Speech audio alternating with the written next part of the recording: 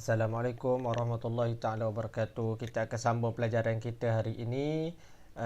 Petang ni pelajaran kedua iaitu Sirah tahun 4. Masih lagi dalam pelajaran yang pertama iaitu jihad Rasulullah sallallahu alaihi wasallam dan para sahabat. Kita masuk kepada unit yang keempat. Unit keempat iaitu perang Khandaq. Perang Khandaq atau perang Ahzab. Okey. Kita lihat. Murid-murid boleh buka muka surat 13. Kalau siapa yang ada buku teks, siapa tak ada boleh tengok nota dalam grup ataupun lihat pada skrin sekarang. Kita mulakan perang Khandaq. Peperangan Khandaq berlaku di Madinah pada 15 Syawal tahun ke-5 Hijrah. Perang Khandaq berlaku pada 15 Syawal, raya ke-15. Tahun bila? Tahun ke-5 Hijrah. 5 tahun selepas Nabi berhijrah ke Madinah, berlakunya perang Khandaq pada bulan Syawal. 15 hari bulan Syawal. Khandaq bermaksud parit yang telah dibina oleh orang Islam sebagai benteng pertahanan di sekeliling kota Mekah. Okey, maksud Khandaq ni maksud dia parit. Longkang yang besar, parit besar. Okey. Parit ni digali oleh orang Islam untuk apa? Untuk jadi benteng kepada kota Madinah, tak bagi orang luar masuk, musuh masuk. Okey. Perang ini juga dikenali sebagai perang Ahzab. Yang bermaksud tentera bersekutu. Okey. Perang Khandaq ni juga dikenali sebagai perang Ahzab. Perang Ahzab maksud dia bersekutu. Sebab apa bersekutu? Sebab tentera kafir dia bergabung antara puak-puak Quraisy dengan kabilah-kabilah Arab dan orang Yahudi. Tiga kelompok ni dia bergabung. Jadi sekutu. Jadi sekutu tu dinamakan Ahzab. Tentera Ahzab. Kalau perasan kita tengok dalam takbir raya ada kan? Wahazamal ahzaba wahdah. Kan? Cerita tentang tentera Ahzab ni. Okey. Kita tengok apa punca berlakunya perang Khandaq, sebab-sebab berlakunya perang Khandaq. Okey, kita tengok kaum Yahudi Bani Nadir telah diusir dari Madinah setelah mereka mengkhianati perjanjian Madinah. Okey. Berlaku pengkhianatan oleh golongan Yahudi di Madinah. Masa tu ada Yahudi di Madinah duduk. Madinah kan bawah pemerintahan Nabi, pemerintahan Islam.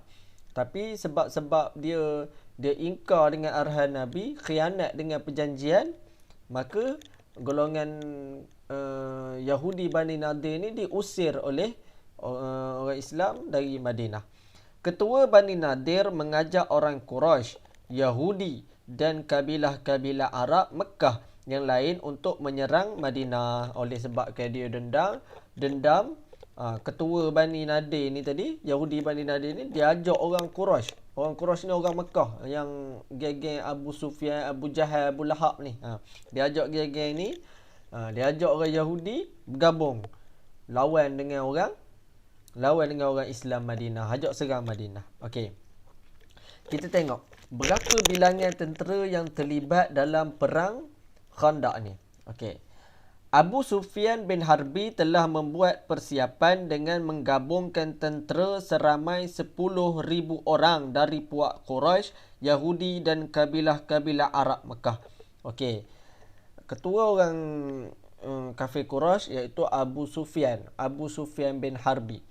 Dia ni pun ketua masa perang apa itu lagi? Perang Uhud. Okey, dia bergabung.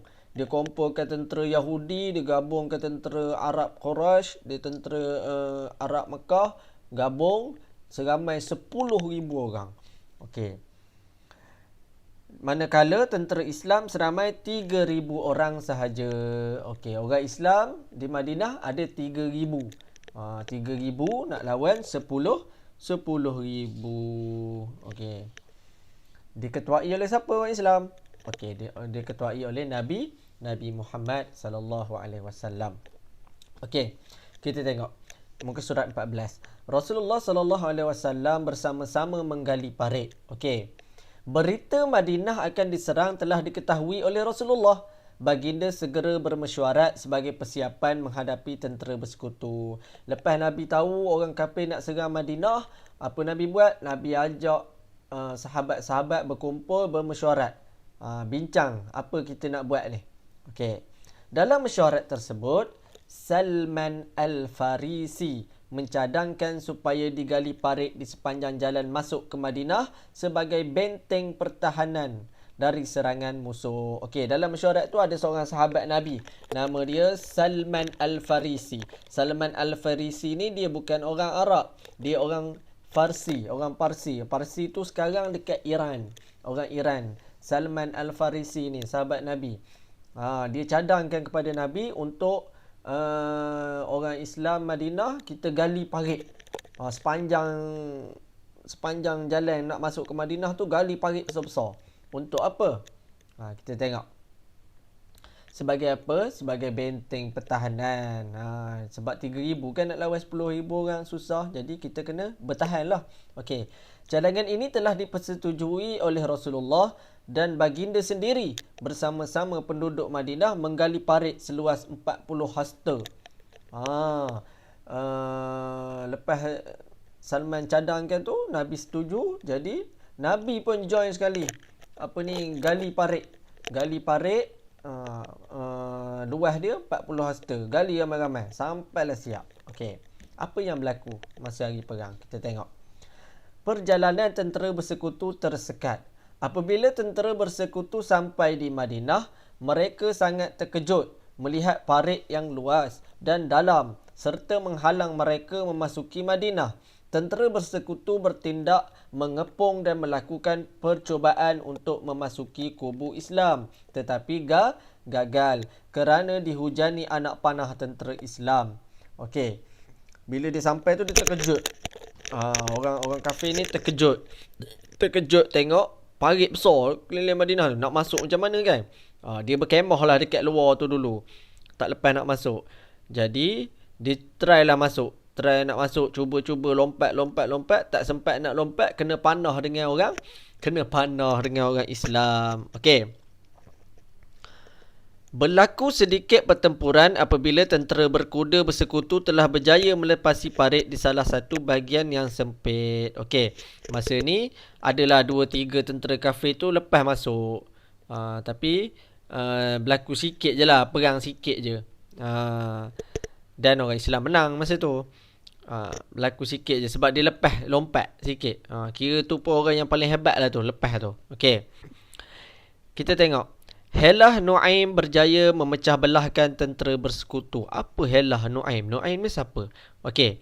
Nu'aim bin Mas'ud dari puak musyrikin telah datang menemui Rasulullah, menyatakan keislamannya secara sulit dan bersedia menolong tentera Islam. Rupanya Nu'aim ni dia mula-mula dia join tentera kafir kan. Lepas tu tiba-tiba lama-lama dia jatuh hati dengan Islam. Dia jumpa Nabi nak masuk Islam. Dia jumpa dengan Nabi masuk Islam, kemudian dia tawarkan diri untuk tolong orang Islam. Apa Nabi buat? Kemudian Rasulullah mengarahkan Nu'aim untuk memecah belahkan tentera bersekutu. Okey. Apa yang Nu'aim ni buat? Nabi suruh Nu'aim buat. Nu'aim cakap Nu'aim pergi je masuk balik geng-geng orang kafir Quraisy tu. Pergi kat orang kafir tu, menyamar dan pecah belahkan dia dari dalam. Buatlah apa-apa sampailah dia rasa syak sangka, rasa tak boleh nak menang, jatuhkan motivasi. Tu Nu'aim buat. Beliau telah berjaya menimbulkan prasangka dalam kalangan mereka. Okey, Nu'aim buat. Okey, Nu'aim cocok orang Yahudi, cakap orang kafir ni gini. Dia buat macam tu supaya dia berpecah belah. Okey. Yang terakhir kita tengok ada bantuan Allah Subhanahu Wa Taala kepada tentera Islam.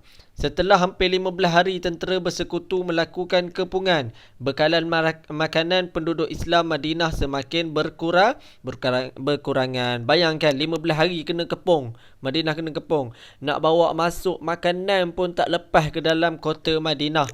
Orang-orang Madinah, orang Islam dah kurang makanan. Okey.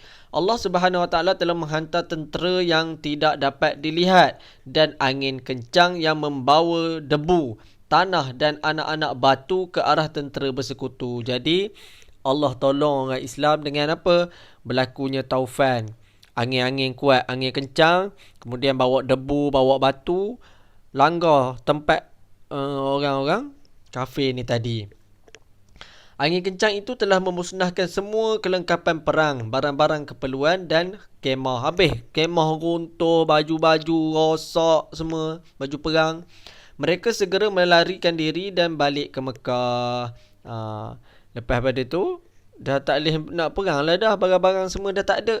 Jadi dia orang pun balik ke Mekah semula, kalah. Jadi tentera kafir pun kalah. Okey, pengajaran yang kita boleh dapat daripada kisah perang Khandaq ni, yang pertama, kita mesti berpegang pada janji kerana Islam melarang kita memungkiri janji. Okey, bila kita dah berjanji, kita kena tunaikan.